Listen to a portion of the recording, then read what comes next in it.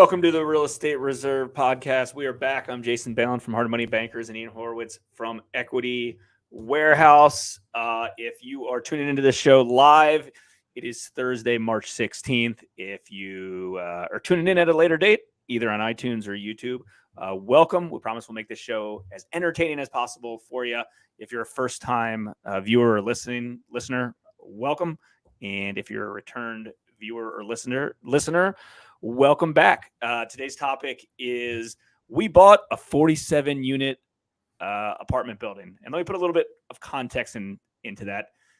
Ian bought a 47-unit apartment building that is going to be operating, but I am involved because my partner Chris and I are investors, and we put up some capital and we raised some capital behind it. So technically, we are equity investors and we are owners of that building as well. But Ian's the one that will be doing all the heavy lifting and the operations of that apartment building. And a little more gray hair, right? Like that's why we do these. No, but it is a team sport. I think we've talked about this before. It's full contact out there. You need to have a team with you. Sometimes it's contractors, sometimes it's investors, sometimes it's bankers. You never know. But super excited.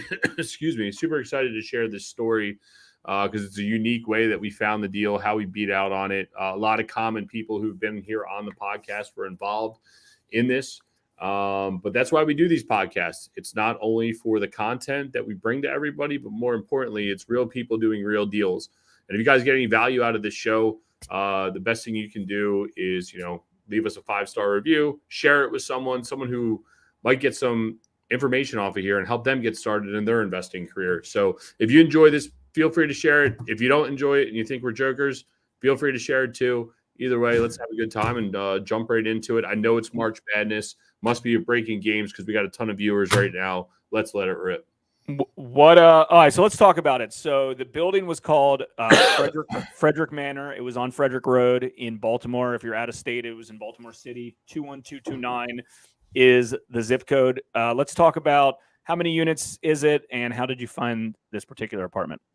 Yeah, so it's a 47-unit apartment building. The property's been in foreclosure for a few years now, sometime between 2018 and 19.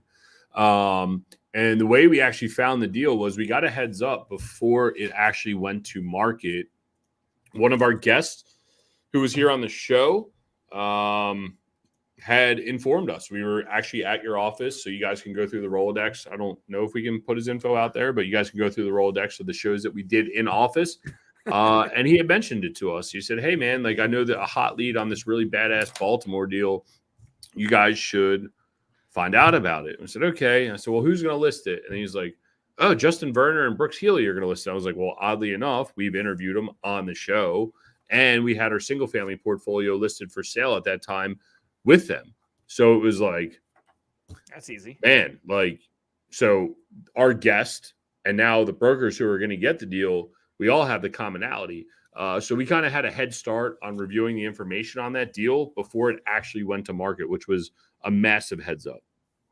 And how long was this thing? So it was in bankruptcy, right? And then, or foreclosure and bankruptcy? I don't know if it was in bankruptcy. It was definitely in foreclosure. The story's a little hard to figure out.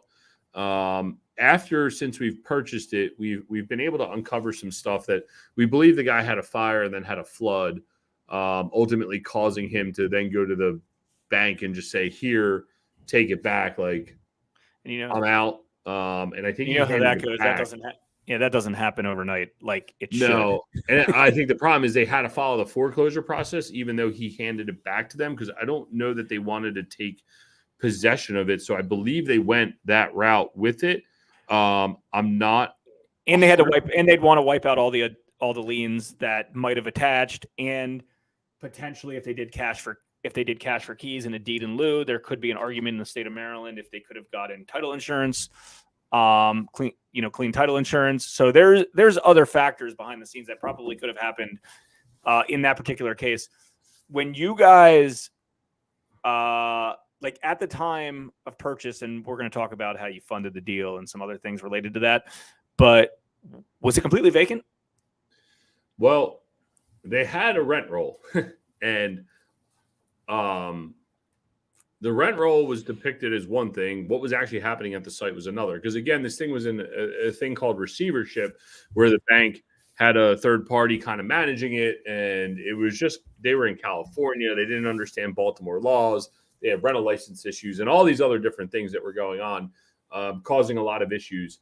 And the rent roll that was in place versus the actual bodies were there didn't seem to add up every time we were there. It was really hard to do due diligence on some of it. They had tenants that had vouchers that were supposed to be in one apartment that were in another apartment.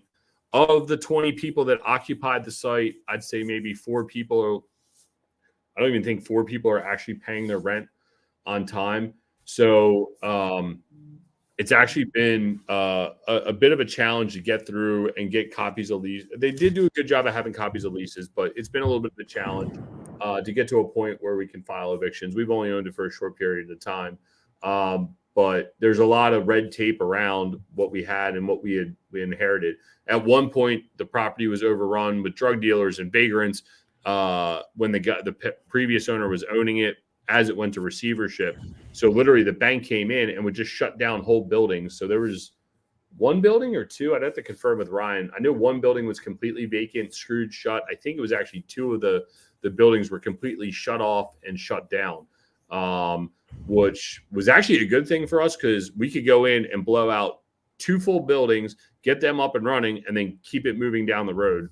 And in the meantime, get rid of the rest of the tenants. And when I say get rid of, I know it sounds a little aggressive, but in the end, we want to vacate as much of the property as possible so we can do a gut renovation, clear across the building, and get it done as fast as possible. Yeah, and we'll dig into some of that stuff because I got a bunch of questions on that.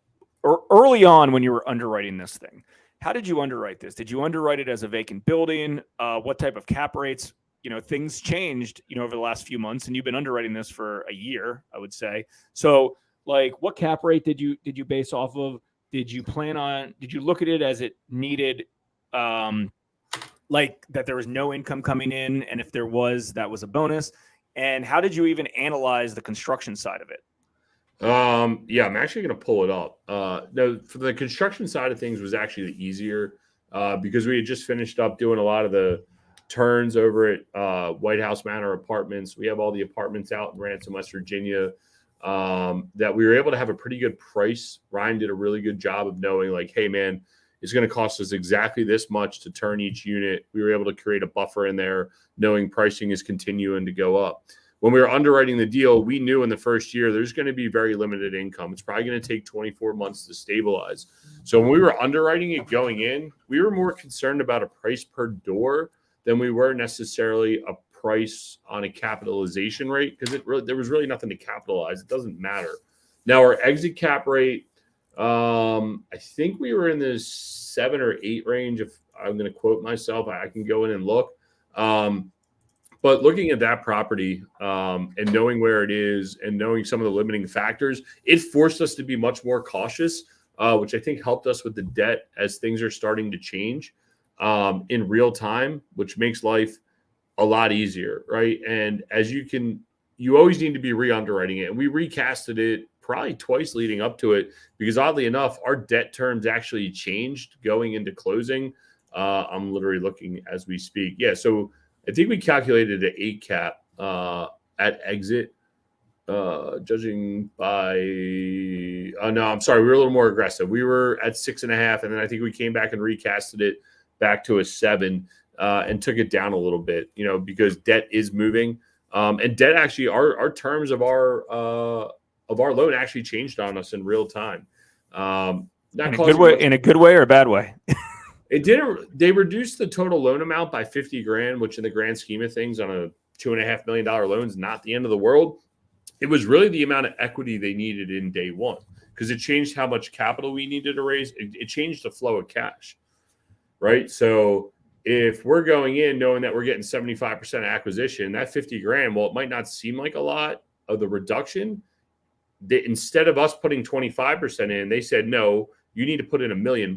We almost needed to put in 33% before they'll release any funds. So it kind of changes the amount of cash you need on hand to get the project started, to get to a cash flowing standpoint and be able to draw on the funds. So You just need to move some money around to reallocate that to be able to get to the cash you need to then do the deal.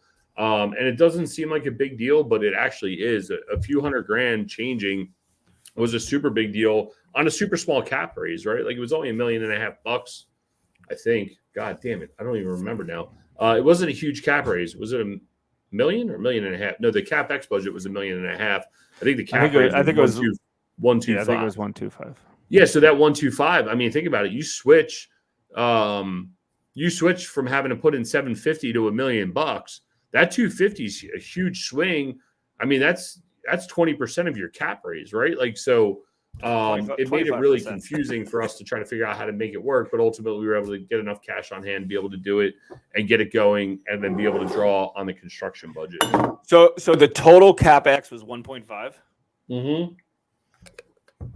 1.5. We figured we need roughly 12 to 15 grand to renovate all the units because we're doing basically gut renovations in each one. So it sounds like a lot, but we're doing HVAC, flooring, baths, kitchens, electric updates in every single unit. What's that? 15 grand? Yeah, that doesn't sound like that sounds like a little amount. Not a lot. Yeah, but you got to remember they're only 700 square feet, and you got to remember we went from doing White House, which you were a part of, and that was only 2 years ago, spending $8,000. All of a sudden that becomes 12 to 15. Dude, you almost doubled your price in a 2-year time frame. And while it doesn't seem like a lot, it is when you capitalize it across 47 units. It is a lot when you have 50 or 9 common hallways. It is a lot when you have all this concrete to do. The prices add up really quick, and then automatically it changes your acquisition price. And that was one of the big things. I think us knowing, well, we hope we know. I mean, it's a budget, right? It's a living, breathing thing. But we hope that we know that our pricing was correct, that gave us a competitive advantage to get this place back to par from doing White House in real time. Ryan was able to pull, hey, man, we did 50-something units at White House over the past 2 years. What was our average cost? What was our most recent cost? Hey, man, I think it's going to cause this. Then allowing us to go negotiate with our contractors and say, hey, we're willing to pay X, Y, and Z. Hey, Home Depot, we want to buy this much or this much in appliances. Hey, Rob, we want to buy this much in flooring. Hey, so-and-so, we need this many HVAC units. What price can you get for us? And again, that goes back to us trying to get the building completely vacant to be able to go in, get the project done, because now we got volume pricing on everything and try to move the project as fast as possible. And you did a new roof, right? I'm assuming you did a new roof everywhere. New roof. What about windows, doors, what other concrete work, exterior stuff? Like on a construction project like that, like what do you do first? So the first thing we always like to do is building envelope and security. You have to have, it's the same thing with any project, dude. If you have a leaky roof, if you have a leaky property, if you have a bad building envelope, there is literally nothing you can do about it, right? And the first thing we did was come in and replace the whole roof. I'm sorry, I'm kind of doing two things here at once. We came in and replaced the roof immediately, right? Because we needed to make sure all this work that we're about to plug into this place, that it's safe and secure. The next thing after we're doing after that simultaneously was, got the landscaping, got the place opened up. We're putting cameras and lighting in, getting all the exterior stuff, making it a functional looking place, right? Because we're right out here on a main drag on Frederick Avenue, which is a busy street. There's a bus stop out front. We want to make sure that this place is safe and secure, and that people want to rent here, even though it might be on a main drag. So we got to get it lit up. We have to have exposure to the street so it's not covered up. And we had to get the roof done so any work we do on the inside isn't getting ruined. After that, the next thing we've been working on is putting up a fence right here to make sure that our walkway is safe and secure. Nobody can break into the back side of the property, steal anything that any materials we have on site, steal any electric, any of that type of stuff. We want to get in there and make sure this site's safe and secure. So after we get the lighting and the security cameras set up, I think it's already done. We're in the process of replacing all this fencing, getting a code on here so people can have access to it. And you can see, one block in, this apartment building behind us, safe, secure, it's clean looking. So if we can repeat this same thing out here on this main drag, it'll complement each other and make the place look clean and attract renters for us. Is that the fence behind that? Is there parking back there, or is that just like access? Yeah, so there's a parking lot back there. The bank closed it off because they were just getting dumped on and people were just congregating back there and not doing good things because it was secluded. So we mowed over all these trees, made the place wide open. Eventually, we'll put parking back in here, and the tenants will need to pay for the parking spaces the same way we do over at White House. Good. And the reason we do that, again, is just to deter any problems, right? As many problems as we can deter by being out here on this main drag, that's what we need to look at doing. So nice. Interesting. And originally, I remember it was less units than 47, but there were some like bonus units. So these how did you detect that? You know, if somebody is kind of interested in buying an apartment building and they're not sure how many units it's actually zoned for. Yeah, well, in typical city fashion, we're still navigating this little bit of this process. One department tells us one thing, another department tells us another. So we're playing the he said, she said game right now as we speak. But right here, all these basement terrace unit apartments, the city came in 2019, 18, 17, somewhere in there. And they took the units away from the owner due to half this property sits in a floodplain. Now, when we call zoning and we call the permitting office and we call the rental license division, and they issued a 47-unit rental license to us. However, another department in the city is saying, no, it's only 32 units. So most likely we're going to need to get a land use attorney in place to fight this. We do have the paperwork to say that it's 47 units. So initially, we're going to get the property. The biggest thing we can do is come in here, make this place clean, and get off the city's radar. No more code violations, no more nuisance calls, no more anything, and make this place squared away. Then we can go get the land use attorney, come back and say, hey, like, you guys issued a 47-unit rental license. Like, this property's 47 units. We understand it sits in a floodplain. They've made all protective measures. Bring it back to 47 units. So it's going to be a work in progress. Right now, we're going to do all the upper level units. We're going to abide by what they have put forth to us, bring the property back into good standing, get off the city's radar, and then go ahead come back here and complete all these basement terrace unit apartments. And as of like now, like when'd you close on this? 2 months ago? Ooh, February 1st, I think. Yep. Is there anybody paying rent as of today? I think we've gotten like a $10 money order here and there. No, we have 4 subsidized tenants in there. Has your team communicate like Ryan? If Ryan is like, what happens in that particular case? Is they're in like the whole darn place is vacant. You know, it's a big complex and the whole place is vacant except like a few people. Like, do they not? Does Ryan knock on their door and communicate with them and say, hey, listen, you know, we just bought the property. We're trying to renew this. Like, we're here to take care of you. You know, obviously, hey, do you have any friends that want to move into the building? Things like that. Like, how does that process work? So really what we do is when we purchased the property, we sent letters out. We wound up keeping the staff on board, utilizing them else places in our operation.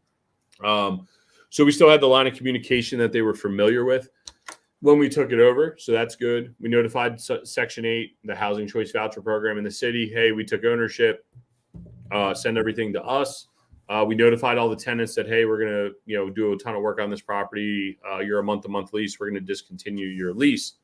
After that, what we did was now we're in the process of starting all the work. And usually when there's a ton of work going on, most tenants don't want to be inconvenienced. And honestly, once they know that they're getting pressed up on and they're going to be held accountable to their lease, most of the time they're going to go about their business on their own, right? So with that being said, we're just taking all the practical measures, letting people sort it out for themselves. Should we need to apply proper legal pressure, we will. But most of the times, it all sorts itself out. You know, people don't want the nuance. They don't want the nuisance of all the construction noise of guys working there around the clock. So we're in the process of navigating that situation, getting it freed up, and so we can come in there and do what we need to do. Let's talk about capital stack. How did those numbers shake out? Purchase purchase price? How much did you get a local bank to finance this? Like, how did that work? Yeah, so we paid 1.79. We have equity at 1.25 cash into the deal, our co-investors. We got a bank loan in first position. Originally, we were talking about just raising it all in cash and then going back and refinancing, but we had wound up purchasing another set of storage properties. So it kind of that we wound up doing a lot of that one in cash. So we said, all right, we know we have a lender for this one. Let's do it. So we got a local bank to give us 75% of acquisition, 100% of the construction cost, and a small interest reserve for 18 months. Like I said, it changed a little bit by about $50,000 from the time we were in commitment to the time of closing based on where the market was going. The banks from West Virginia, they got a little nervous about Baltimore. They were happy to follow us as a borrower, but they did get a little nervous. So that's why they reduced it by 50 grand. And then with that being said, what we did was we were able to close. Like I said, we funded 800 of the purchase price at closing. They funded the difference. And then we have to put in $200,000 of cash first, and then we can start drawing on our construction money. So that's kind of how that one works. And then what we'll do is it's a bridge loan. I think we have 6% IO once the interest reserve is completely exhausted. And then the guy who brought us the deal, who was on our podcast, it's a lender, we'll bring it to him and say, hey, let's refinance it or let's bring it to sale. Like, let's get it stabilized, and then we'll make a decision. So this property, we're gonna monitor and see what's going on. We were transparent with everybody up front of, hey, this might be get in and get out, or this might be a long-term hold. We're not sure. We want to see the demographic. We want to see how much service calls. We want to see the headaches that this property does or does not bring us based on where it's located and its frontage to the main road is really what we're looking at. And we're going to navigate that and see what it looks like. So our disposition's not super clear on this, which why am I bringing this up now during talking about our capital stack is it's actually really important. Knowing what type of capital you're going to place on this deal and how you're going to exit it have to go hand in hand. And honestly, we don't know how we're going to exit. So we have money locked up for 5 years, and it gives us runway to figure out what we need to do on the property. What, how long do you think it takes to get this thing, I don't know, fully leased up or like generating cash flow, like a project like this size? I'm sorry, what was it? Wait, one more time. How long do you think it'll take to get a project of this size based on the current condition, cash flow and up and running? End of the year, end of next year? Yeah, my high hopes are a 12-month time frame. I think 18 months to get to a solid break-even standpoint with a 24 to 36 month complete stabilization is probably realistic. If we're doing really good in hemming and hawing, 18 months. If it's going to take a minute, it's probably going to be upwards of 36 months, which I think I told all of our investors, and if we're doing really, really, really, really good, it's 12 months. Go ahead. I was going to say the good news is the faster we can get to cash flow while we have the interest reserve allows us to stack more cash for reserves overall, which on a property like this, we need to do, right? Yeah. So like, for instance, like first phase of construction, or like how many units are you renovating at a time? Right now, I think we have 8 units in renovation plus the common areas plus the exterior. So like those first 8, like when are they up? When do you think you can start trying to get those leased out? Well, we would be ahead of schedule. However, the city in the city fashion, their system's down for their permitting, so it's taking a second to get them online. I would say we were hoping in the first 90 days, but it's most likely going to be the first 120 to 150 days. So, it's going to take units to get online. So 6 months, you'll have some rent and income coming in. That is the goal, and then be able to just move down the line and pop a building every 90 to 180 days, right, and get them done. So the good news is that it's a rinse and repeat model, right? Like in single family houses, you could buy a full set of row homes, and every single row home is going to be different. there's only 2 layouts, and we know them, and we know the kitchen layout, we know the flooring. Ryan has got it down to a science to say, all right, Antonio, you're going in this unit. Here's your package. You get 1 bucket of paint. You get this many boxes of flooring. You get this many doors. Off you go, right? Yep. So Ryan and Andrew had this thing, I don't want to say down to a science, but they say now the materials are much more predictable for them to be able to go in there and say, all right, Antonio, this is what you need. That reduces Home Depot time. That reduces guessing time. That reduces everything for our contractors to be able to go in and get them done that much faster. The name of the game in this project and right now in this current economic environment is speed. It usually always is speed, but now more than ever with banks and insolvency and all the other crazy shit that's going on in the world, the faster you can get to cash flow, the faster that you have a good asset on your books, the more people that are going to want to be a part of it, the quicker you can get out of a project, the better you're going to be in these really turmoil times. What's your thoughts about, and you can only speak for Baltimore, maybe you can speak about Pennsylvania as well, but Baltimore, like how readily available are deals similar to this? Are they, the market's changed a lot, right? Interest rates have gone up. I mean, I see it on the lending side that there's just a lot of people are bringing, interesting opportunities our way to lend on that I might not have seen, years back. Do you think there's opportunities like this, floating around Baltimore, at numbers that make sense? I think there's more opportunities now than ever. I see my email inbox before on Crexy. Crexy sends you all them bullshit emails like, hey, here's the deals. There's been better deals getting floated around. It used to be like 1 deal here, 1 deal there. Now it's like 8 deals in this market. You're like, holy shit, like what's going on? Brokers calling you every day. Hey man, I got these deals. You think you want to take a run at them? I'm not saying they're priced right. I think there's going to be more looks and more opportunities and more time to make good decisions on good deals than there has been in the past 4 or 5 years, man. I think there's a good opportunity right now if you know how to finance, if you know how to underwrite, if you know how to execute on a deal. Yeah, I think the financing side's going to be challenging for a lot of folks because money's just not going to be given away. I think for somebody who has a good opportunity and they have they're professional, they've got good financials, or they have a partner that has good financials, I think there's plenty of capital available for them. But I've been getting a lot of very unique opportunities, a lot of ones that I'm like, 6 months ago, I would have jumped on immediately loan wise. And now, especially the ones that aren't bringing in cash flow, they're vacant, multifamily or commercial or, retail office, whatever it is.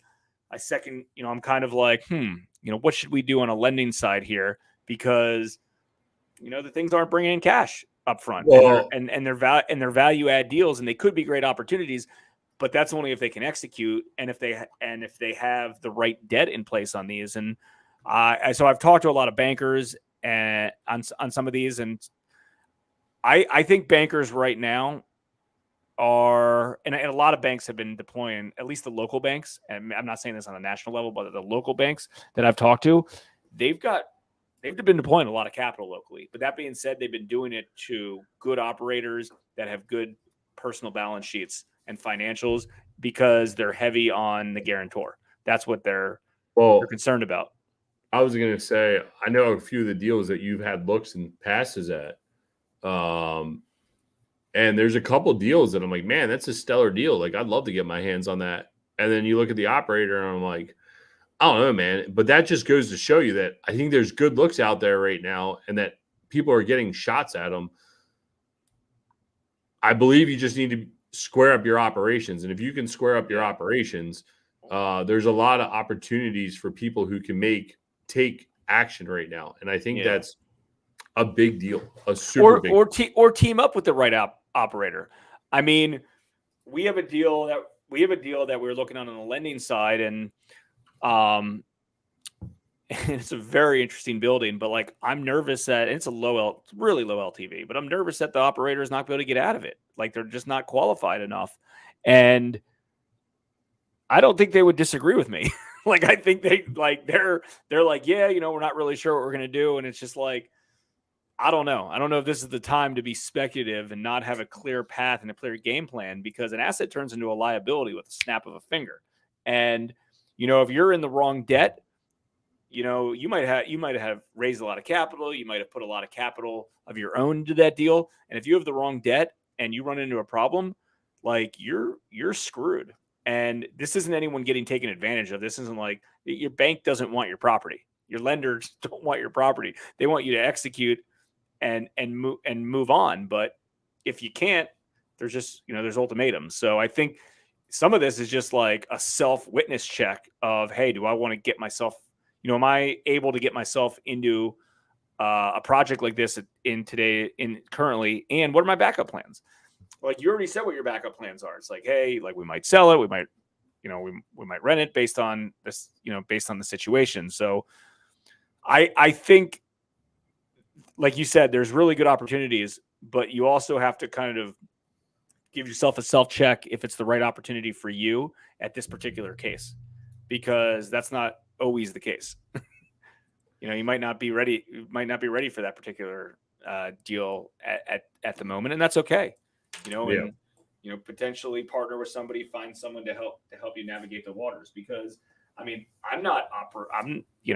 we started this podcast of, hey, we bought a 47 unit apartment building, and I told everybody, full disclosure, like Ian and his partner Dan and Ryan and his team are operating it. They're the GP on it. And my business partner, Chris, and I came in and we put up some capital, and we raised some capital, and we're on the limited partner, the LP side of this particular, which is the place I want to be in. I don't want to be operating this. And you already talked about some challenges that you had with the city. And is it 32 or 47 units? Like, those are things that people have to check to see if it's something they're comfortable with or not. Yeah, no, and it's also going into it of like, hey, we're confident we can get it to 47 units. We believe we can get it to 47 units, but there's gonna be some hair around it, and talking to everybody and saying, hey, like, I think I can do this, but there might be some shit around it. And well, guess what? It came up. Some shit came up. I mean, it is what it is, but that's the reason we do what we do and why we do it. I think the capital side right now is the biggest thing to be concerned about. Like, do you have a capital backing, and do you have multiple different outlets for capital? When I say multiple outlets, like, do you have a bank or two or three, like several banks that you think will be able to provide capital onto this deal? Do you have home equity lines on your house? Can you get mortgages on your house? Do you have a hard money or a private lender? Do you have friends and family that could potentially put up some capital? Do you have partners that can put up capital? Whatever it is, like, can you go raise capital from other, limited partners or syndications or things like that? Like, you need to have outlets for some of these things, because that asset will turn into a liability very, very quickly if you don't have that. So, and it's kind of interesting because, like, I relate this a little bit to hard money clients that come to us for capital. And I'm like, they're like, well, how much can I get approved for? Right. And it's like, well, okay, well, first, this is kind of deal based, like, is this a deal that is a good deal? Is this a deal that you can potentially execute on? And, how much liquidity do you have? Because I hate to say it, but if you only have $20,000 or $30,000 available, like, you're just not going to be able to do a deal, at least in the markets that we lend in. That's not to say that you can't do it with somebody else, but it won't really work for us. And I'd recommend, trying to figure out alternative options to bring in more cash. Maybe you have 30 grand of your own, and then you have another partner that's going to bring in 30 grand. And then you have a HELOC that you could tap if you need to. Like, the capital side of things is people are not giving away money like they did from 2014 or 2016 until 6 months ago. They're just not. It was very easy to get capital all over the place, and that's changed, and that's probably going to be like this for a while. And that's not to scare people. I think that's responsible on a lot of cases. 100% leverage or very, very high leverage is not necessarily a good thing. So I don't say that to scare people or to deter you from doing deals and opportunities, but I think, like, you have to game plan it out and be prepared for some of these things. Like, I'm sure Ian's got plans of, like, okay, like, hey, if we go over budget $300 grand, we'll have means and resources to keep the project afloat. Yeah, I mean that's the hope, that's the want, that's the need, that's what we do. That's the reason we do it the way we do it, right? I mean, I've had some talks with operators recently of like, hey man, like I didn't really execute my business plan. Things are getting a little tight. I don't know what to do right now. Nobody will finance it. Well, yeah, dude, you bought a hairy deal. You didn't fix it, and look, we have shit going on in our portfolio. There's I mean, we all know about the Gaslight project and some of the storage stuff. Like some of this, it's not all peaches and roses, right? Like everybody wants to say it's peaches and roses. It ain't. Like shit happens, dude. Oh, yeah. With that being said, it's like, what's your wherewithal? What's your means? And I've had some talks with operators recent of like, I got this hairy deal. I bought it, and then it's been like a year and a half, and I haven't fixed it. And I'm like, I don't know what to do now. Okay, well, if you don't have the money and you can't capitalize it, you got to sell it. Or hey man, I bought this and like I don't really know what's going on. Like you need to find a way to have someone else slug equity in and do the deal and have someone else step in and be the expert and do what you need to do to make that place right. And I think now I just finished up a conversation. We had an investor event at our golf studio, and there was a couple of guys here, and we were talking about Jason's favorite thing in the world, marketing. We wound up getting on the conversation of marketing and how important it's going to be top marketers right now. It's going to be really important to let people know that you have units available for rent. Doesn't matter if it's storage, industrial, residential, whatever it is, being out and being in the forefront and getting people's attention and being the best operator you can be. And whatever that looks like for you, you might be a one-man band. Fine. Be the best one-man band you can. You might have a full-blown team. Be the best team leader you can be and push your assets forward. And that's what's important right now, and keeping your eye on the prize, because those who make it through, I don't know. I know we've talked about 24 months a lot, but I believe over the next 3 years, 4 years, whoever makes it to the other side of this 3-4 year lull that we're going to enter or be in, or however long it decides to be, whoever makes it to the other side is going to be sitting on a ton of equity, a ton of cash, and a ton of great deals to continue to grow. And there's going to be growth opportunities all through this. Buying opportunities, execution opportunities, stepping in and helping with other partnership opportunities. But those who make it through this on the other side are going to have a lot of opportunities on the next buying cycle, the next really good debt run there is, and to be a part of that and grow and have exponential growth. So, yep, exactly. Ryan, what you saying? Let's say anyone who has grown a successful business as a marketer first, absolutely. Business person second, and then whatever the area of business is third. Yeah, absolutely. Because anybody can get into any line of business, and we could open up a new business, and guess what? Day one, I'm going to be marketing. Day two, I'm going to be putting fundamentals in place that I have experience with from a previous business. Successful people are successful no matter what, and in different niches, different everything. Like that's just what it is. I mean, Ryan's opened he's opening another office for you guys in North Carolina, right? North Carolina. I mean, so he's opened a few offices. He knows how to get there. It's the same business model. Yeah. 95% of the day is finding opportunities. When I'm in Dallas next week, speaking at this self-storage event with you, Ian, and we're going to be talking about, capital raising and stuff like that. And everyone listening there is going to be wowed because they're going to hear stuff that they're just not used to hearing, right? Like I know the group leader originally was like, so you're going to talk about like how you lend out hard money? And I was like, no, like that's what everyone, like I'm going to tell you how to go raise capital from private investors the right way, doing it properly, because, and it's marketing, it's marketing and, creating relationships and doing things the right way. So many people just want the short fix. They don't want the long-term approach. Like, I've had an email database that I started with one contact 16 years ago when we started. We had one person in our database or 10 people in our database, right? Like I had a free, what was the first one we had? iContact. iContact was our first email database that we had, right? I'm on my 5th or 6th email database, as we've changed over and grown over the years. I had 10 people in there. Now I got 98,000 people in there, right? It took time. I'm doing loans for people that haven't talked to me in 10 years, or not because they didn't have an opportunity 10 years ago, because I market to them and I'm in front of them and we're constantly doing things. So yeah, the marketing component's a no-brainer. And, here's one little tip. Like if you're in a capital intensive business model, like you're buying single families or multifamilies or commercial and you need capital for those deals over and over and over,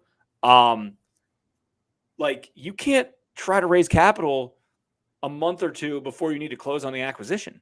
You should be raising capital full time, all the time, creating relationships, trying to network with the right people, going to your current, and past database, things like that. Whatever you got to do, like you got to be always marketing for opportunities, and for capital. Like that's where it is, and that's why so many people don't have access to capital because they're waiting until last minute. And, they can't put it together. Someone might be deployed or someone might not have the capital available, whatever the case is. So, I know we got to go here in a minute, but I'd push back on Ryan. I know he says marketer first, but I don't know. It's like marketer first, relationship like 1.25, right? Like they go hand in hand, because I was just having a conversation with someone about, well, why don't you do direct to seller? You could get better deals. I said, I know, but I don't want to invest my time into building that relationship that has a one-off thing. I want to invest my time into brokers. I want to invest my time into people that are going to be there with us for a long period of time. I don't want to invest into one contractor or one seller. I want to, and I agree with you, Ryan, I want to invest into a broker that's going to have the same career trajectory of me. That's like a give-take relationship. Now, the brokers call me and say, hey, I got this deal. I'm bringing it to market. You want to take a shot at it before I take it to market? Well, when the market's hot, I tell them, nah, dude, just take it to market, because I know 9 times out of 10 I can't compete. Now that the market's turned, we're getting looks at really good deals before they hit market, and they know it's tough out there. So rather than exposing their seller to the market, it's like, hey, I got this really good buyer. I know he's going to perform. I know he's going to do well. Let's just take this offer and not even go to market, right? Like we have better looks, better opportunities. And that was the same thing that happened on Frederick. The receiver and the bank knew that it was a really, really hairy deal. We had the relationship with the guy who brought us the deal, that had the relationship with the receiver that allowed us to beat out a $400,000 hard deposit. We had the brokers on our side because we have done business before together. So yeah, Ryan, you're right. Call it a marketer, call it relationship capital, call it whatever you want. Everything that you do, whether it's a podcast, it's emails, it's going to events, just talking to your friends, you're building those relationships that are going to last a really long time. So talking to your friend, you might not think you're marketing, but really you are. You're talking about what you're doing, and then your friends and family get comfortable with what you're doing. It took me, I don't even know how long I've been married now, 20 years. We've been doing real estate for 10 of them. You haven't been married. Not married for 20 years. We've basically been together for 20 years. Married for however 10. I don't even know how. No, it was our 10-year anniversary. My father-in-law finally, after 10 years, has finally invested in one of our deals. Finally, right? And that's like my closest family member. But I think when he saw us buy the house, help them retire, everything that we do, it was like, I'm not marketing directly, but I am showing him what we're doing, and he sees the life that we've created. He's like, all right, I want in. I want action. And that was probably the longest, hardest capital for me to get. But you know what? It's some of the most important capital that we've received to know that we're doing the right thing, that our family trusts us to do this. So. Yeah, dude, that's how it goes. That's how it goes. It's a long play. Too many folks are in it for the short play. And, if you're a fix and flipper and you're a wholesaler and things like that, like, a fee-based type of business, again, like those are good short-term opportunities, but, try to consider longer-term stuff where the wealth and the real assets are. Like we're all doing short-term deals to make payroll, to make a few bucks, feed families, housing, stuff like that. That's important. But I look at that as it's the long-term stuff and the wealth growing, buying real estate, buying properties, creating real relationships, businesses, things like that, owning businesses. That's where the longer term stuff happens. Yeah. Are we, I think we summed it up really well. I'm already thinking about next week. You know me, I'm a mover. Are we bringing the microphones to Dallas next week and a camera? Are we doing this? I'll bring the camera. I mean, it depends what microphones we want. I mean, I'm not bringing my audio board from our studio. No, I'll bring a USB splitter, and we'll plug in USB mics. Okay, I'll bring my USB mic. Or headphones. What do you want to do? Or bring me a USB mic. How about that? You bring 2. I'll bring my headphones. We could probably just bring one mic and talk into it. Are we going to go live from the event? We're going live. We're going to go live on Wednesday night. I think. Nah, Wednesday night might not be a good night. We can go. No, we're going to go live on Wednesday late mid-morning. We land at 9 a.m. We got nothing to do until 1:10. All right, perfect. We'll do a podcast. We'll go from there. So. Yeah, we'll chat about the tech we should have on it. Is John driving? No, John's a full-time flyer now, dude. He likes to fly around the country. So I was gonna say if he's driving, he could just throw stuff in his truck. Why does he only have 2-seater then? What? He said he only has 2 seats. For what? I asked if he has a car there, and he said, "Yeah, but I only." have... I think he's Turoing something fun. I think. Oh, I understand. That or he's messing around. So, all right. Thanks for tuning in to Real Estate Reserve Podcast. Again, if you enjoyed this content, if you could share it with a friend, that would be super appreciative. If you're listening to this on iTunes, if you could give us a review, that would be super helpful. Ian and I pretty much talk daily, even though now we're 120 miles away. Is that safe? We're about 120 miles away. We still kind of talk regularly. And, instead of us just shooting the shit and talking to each other, we might as well just put some webcams on us and talk to everybody else. So hopefully you enjoyed this episode, and we'll chat soon. Thanks for tuning in to the Real Estate Reserve Podcast. Do us a favor and like, comment, and share our broadcast. It helps the algorithm and helps us spread the word too. Till next time, thank you for tuning in.